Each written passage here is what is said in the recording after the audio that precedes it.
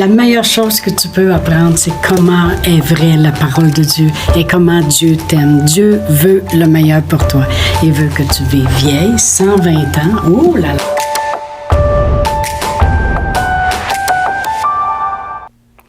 Bonjour, bienvenue à Inspiration. Nous allons continuer encore une fois aujourd'hui sur notre sujet. Il y a tellement de choses qui pourraient être dites que j'aurais peut-être dû le faire en 2 semaines, mais c'est pas grave. Ça s'appelle pas de compromis. Alors, c'est tellement important que d'aller après Dieu. Autrement dit, de rechercher Dieu. C'est après lui que je vais aller, que je veux aller. Je veux aller pour les choses de Dieu et d'avoir Dieu comme maître et Dieu lui seul. On a vu cela. Car lui seul fait de grands prodiges, comme j'ai dit, que David avait dit dans le psaume 136, 4, que vous devez toujours avoir ça présent dans votre cœur. Lui seul fait de grands prodiges. Amen. Alors, on a vu hier, dans notre 2e capsule, à propos de Daniel et ses 3 amis, qu'eux ont décidé de ne pas faire de compromis.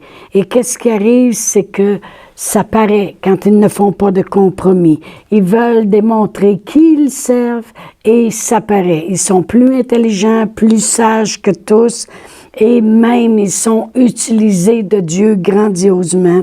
Alors, et ils veulent que la gloire revienne à Dieu aussi.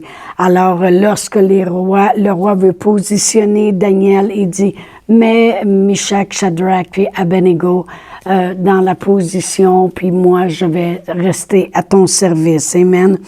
Alors, lui seul est capable de faire de grands prodiges et c'est la confiance et la conviction qu'ils ont à l'intérieur d'eux. Alors, c'est facile de prendre des décisions quand on a la conviction. Amen.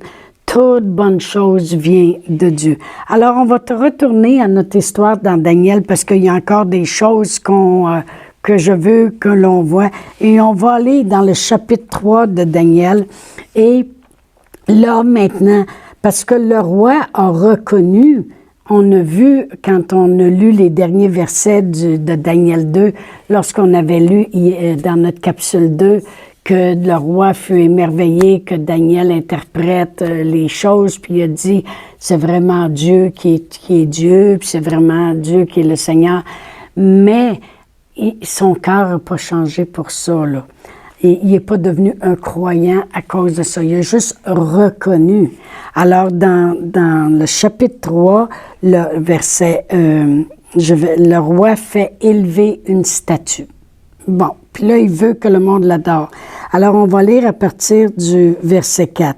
Ça dit, « Un héros cria à haute voix, « Voici ce que vous ordonne, peuple, nation, hommes de toute langue, au moment où vous entendrez le son de la trompette, du chalumeau, de la guitare, de la sambuc, du psalterion, de la cornemuse et de toutes sortes d'instruments de musique, vous vous prosternerez et vous adorerez la statue d'or qu'a élevée le roi Nebuchadnezzar. Quiconque ne se prosternera pas et ne l'adorera pas sera jeté à l'instant même au milieu d'une fournaise ardente. » Alors, on voit que le roi, il a reconnu, dans le chapitre 2, comme je dis dans la capsule 2, on a vu que le roi, il a reconnu que, wow, lorsque Daniel a interprété que le roi, que le Dieu, de Daniel est vraiment le Dieu tout-puissant, le Seigneur des Seigneurs. Mais il n'a pas changé toutes ses croyances à cause de cela. Ça ne l'a pas fait changer complètement encore. Alors, il fait élever une statue, puis il dit là, au son de la trompette, de tous les instruments, je veux que tout le monde s'agenouille devant cette statue que je viens de faire. Alors, naturellement, nos amis qui ne sont pas habitués de faire des compromis et qui ne se sont pas habitués à en faire non plus, alors ils ont décidé que non, nous autres, on ne s'agenouillera pas devant une statue.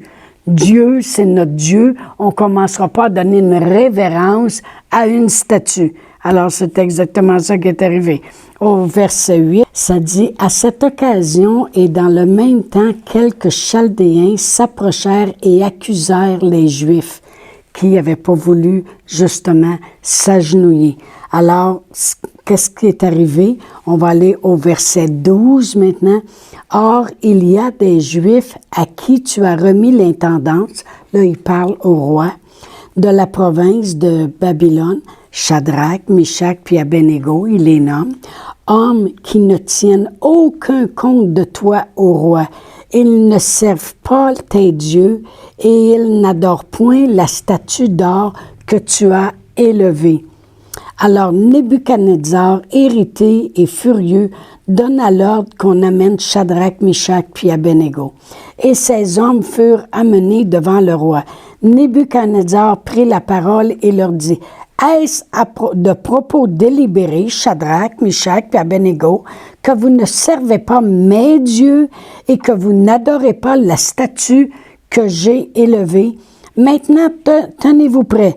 Puis au moment où vous entendrez le son de la trompette, du chalumeau, de la guitare, de tous les instruments, si vous ne l'adorez pas, vous serez jetés à l'instant même au milieu d'une fournaise ardente. Et quel est le Dieu qui peut vous délivrer de ma main? » Shadrach, Meshach et Abednego répliquèrent au roi Nebuchadnezzar. « Nous n'avons pas besoin de te répondre là-dessus. Voici, notre Dieu que nous servons peut nous délivrer de la fournaise ardente et il nous délivrera de ta main, ô roi. Sinon, sache, ô roi, que nous ne servirons pas tes dieux et que nous n'adorerons pas la statue d'or que tu as fait élever. » Alors, on voit que les 3 Hébreux ne voulaient pas faire de compromis. C'est venu aux oreilles de gens qui étaient jaloux. Ils sont allés rapporter ça au roi. Ils ont dit, « Tu savais-tu qu'il y a des gens que tu as positionnés, puis qu'eux autres, ils se croient trop fins, puis ils ne veulent pas s'agenouiller devant ta statue au roi. » Alors le roi il était en colère, puis il a dit, « Faites-les venir devant moi. » Puis là, il les a fait venir, puis il a dit, « Là, il va y avoir la musique et vous allez vous agenouiller. » Les 3 Hébreux, ils ont dit, « Non. » Ils ont dit, « Voici, on ne s'agenouillera pas. » Puis il dit, « Vous êtes bien mieux de vous agenouiller. » Il dit, « De toute façon, c'est qui le Dieu qui peut vous délivrer de ma main? » Alors, il se croit vraiment, c'est un roi très, très, très orgueilleux.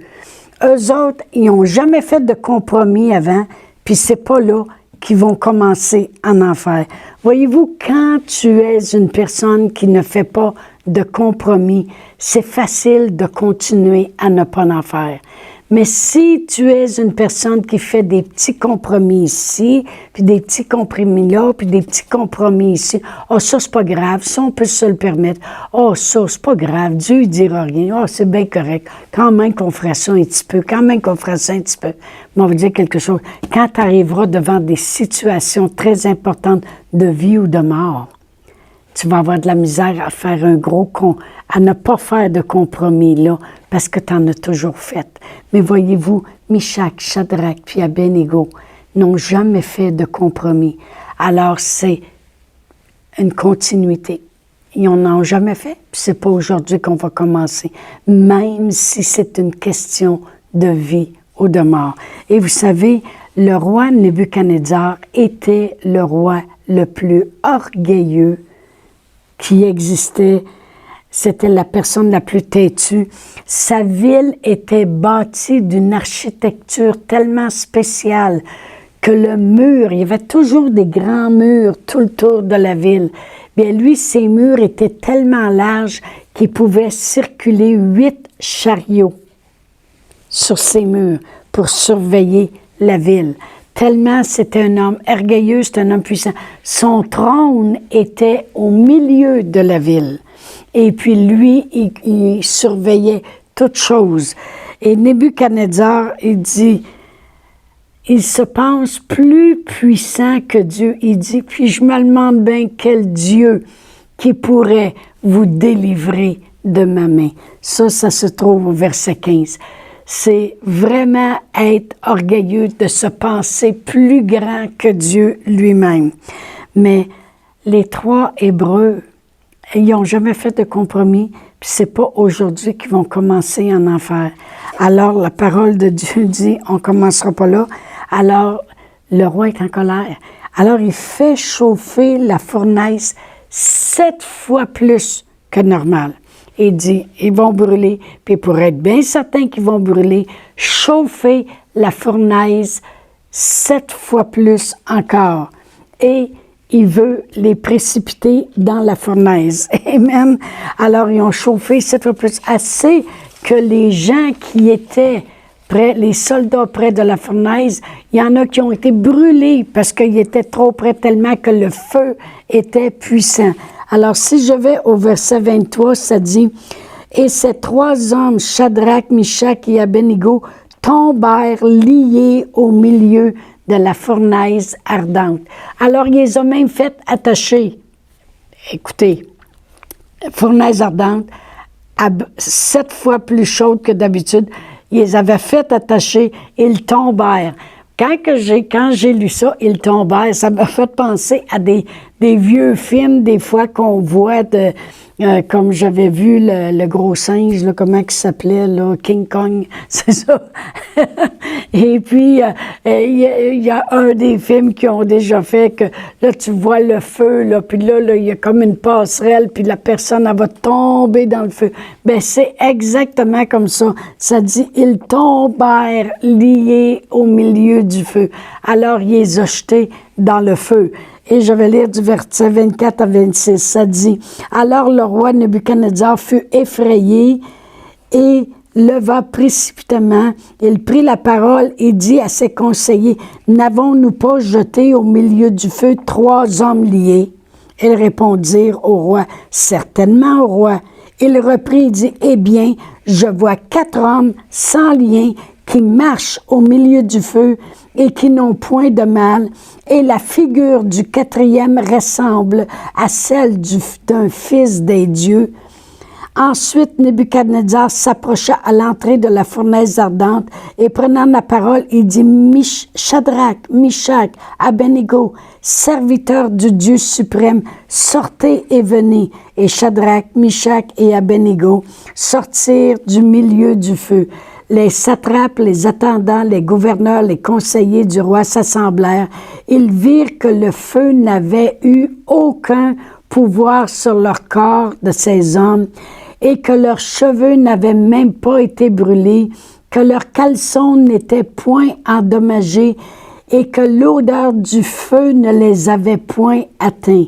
Nebuchadnezzar prit la parole et dit, « Béni soit le Dieu de Shadrach, Meshach et Abednego, lequel a envoyé son ange et a délivré ses serviteurs qui ont eu confiance en lui et qui ont violé l'ordre du roi et livré leur corps plutôt que de servir et d'adorer aucun autre Dieu que leur Dieu. » Alors on voit que vraiment, il dit « Béni le Dieu de Meshach, Shadrach et Abednego ».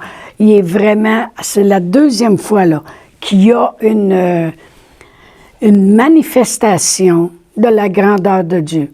Lorsque Daniel a interprété ces songes que personne d'autre, il voyait combien eux étaient, wow, beaucoup plus, et ressortaient de la moyenne, autrement dit.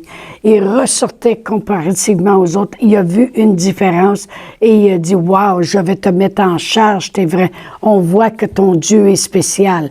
Point final. Là, maintenant, avec Shadrach, Meshach puis Abednego, qui, à cause qu'ils ne font pas de compromis, permettent à la gloire de Dieu d'éclater, permettent à la puissance de Dieu de se manifester. Voyez-vous, parce que ces gens-là ne font pas de compromis et veulent démontrer le Dieu qu'ils servent. Ils veulent démontrer avec conviction, Dieu est Dieu et il n'y en a point d'autre. Personne ne peut agir comme lui. On ne devrait révérer aucun autre que lui. On ne fera pas de compromis. Dieu est Dieu et c'est lui seul qui fait de grands prodiges, comme David a dit. Et à ce moment-là, qu'est-ce qui est arrivé? C'est justement Dieu s'est manifesté puissamment. Ils ont sorti de là, ils sentent même pas le brûler. Les autres soldats qui avaient tombé, ils ont été brûlés instantanément. Mais eux, ils n'ont même pas l'odeur du feu. Leurs cheveux sont encore tous bien placés, tous bien beaux. Alors, il est vraiment surpris, puis il dit, « Béni est votre Dieu. » Mais encore là, il y en a du monde que ça y en prend, puis ça y en prend, puis ça y en prend, puis ça y en prend, pour qu'ils viennent à bout de reconnaître que Dieu seul mérite la gloire. Amen. Gloire à Dieu. Et même ses serviteurs ont eu confiance, amen, dans ça. Si vous lisez tous les chapitres, vous allez voir que même ceux qui étaient avec le roi étaient émerveillés puis disaient « Wow! Wow! » Tout le monde qui était là, la bénédiction, qu'est-ce qui se passait vraiment, la gloire de Dieu en manifestation, la puissance en manifestation amenait vraiment les gens, tout leur devoir de leurs yeux, de voir ce miracle-là en éclat devant leurs yeux. Même à cela, c'est encore difficile de les faire changer.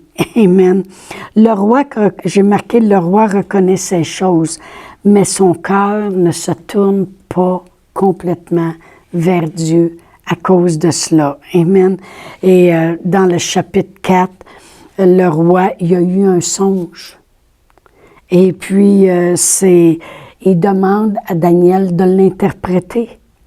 Mais là, Daniel, il a le choix de faire un compromis puis de dire, ben Dieu ne me l'a pas révélé. Parce qu'il aurait peur de dire au roi quelle sorte de songe il a eu. Parce que vraiment, le roi a eu un songe qu'il perdrait sa royauté, que pendant plusieurs années, il vivrait quasiment comme un animal qui mangerait de l'herbe, même que ses cheveux deviendraient comme des plumes, mais que plus tard, son royaume lui serait redonné, mais que pendant un bon bout de temps, il va être chassé, il va perdre son royaume, puis toutes ces choses-là. Puis Daniel doit interpréter ça, mais parce que Daniel n'est pas un homme qui fait des compromis, il interprète. Il interprète. Au chapitre 4, si je lis le verset 36, ça dit « En ce temps, la raison me revient. » Ça, c'est après que le roi a passé au travers de tout ce que Daniel a dit qu'il lui arriverait. Ça dit « En ce temps, la raison me revint. La gloire de mon royaume, ma magnificence et ma splendeur me furent rendues.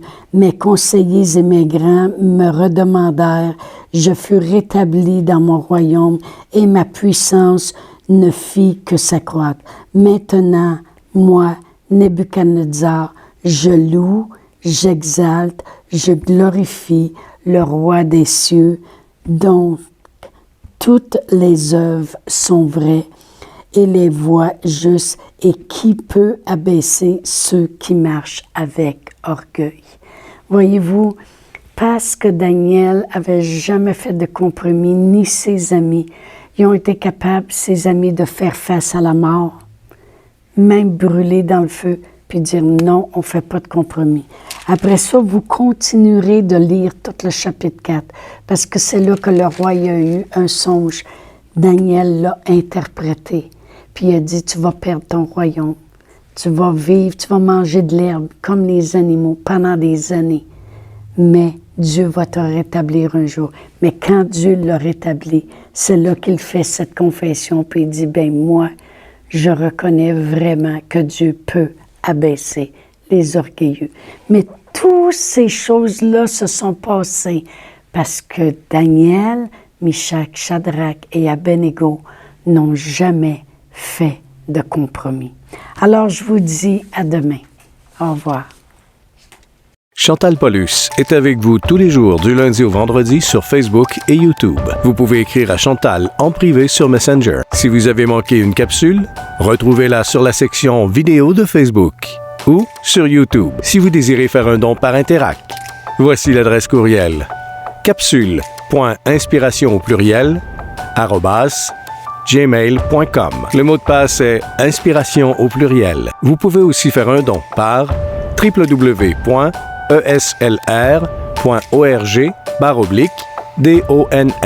Veuillez indiquer en mémo Capsule Inspiration.